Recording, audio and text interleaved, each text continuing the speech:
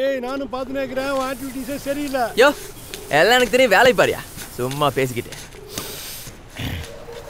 சொல்லு bro. Bro நேத்து குத்த பவுட்ரு கிஸ்ஸாம இருந்துச்சு ப்ரோ. ஆமா ப்ரோ, உனக்கு மட்டும் எப்படி இந்த மாதிரி சரக்கு கிடைக்குது?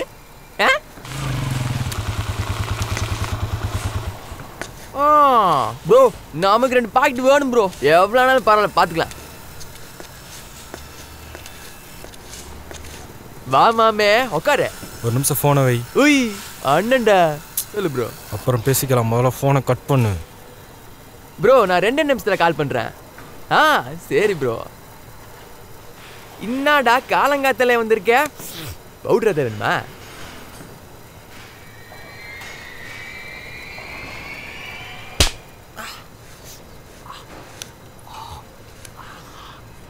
இனிமே வாமாமேன்னு வச்சுக்கோ, மிதிப்பேன்.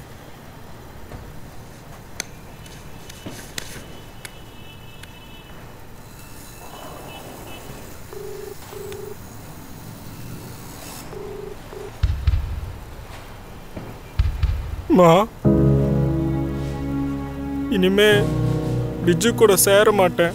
அப்புறம் இந்த பவுடர், தம்மு, தண்ணி எல்லாத்தையும் விட்டுறேன்.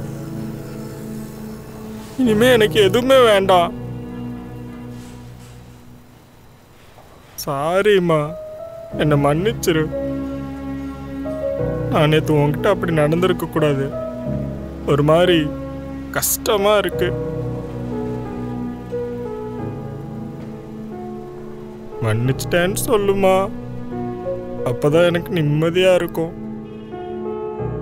என்னடா அழுவுறியா? டேய் டேய் டேய் நடிக்காதடா, உனக்கு இதெல்லாம் செட்டே ஆகாது. சரி ஃபீல் பண்ணாத, அம்மா உன்னை மன்னிச்சிட்டேன். சீக்கிரம் வீட்டுக்கு வந்து தொலை. சரி.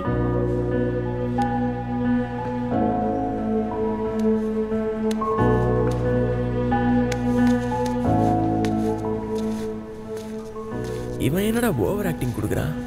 மெய்யாலுமே திருந்திட்டானா? வலிக்குதே.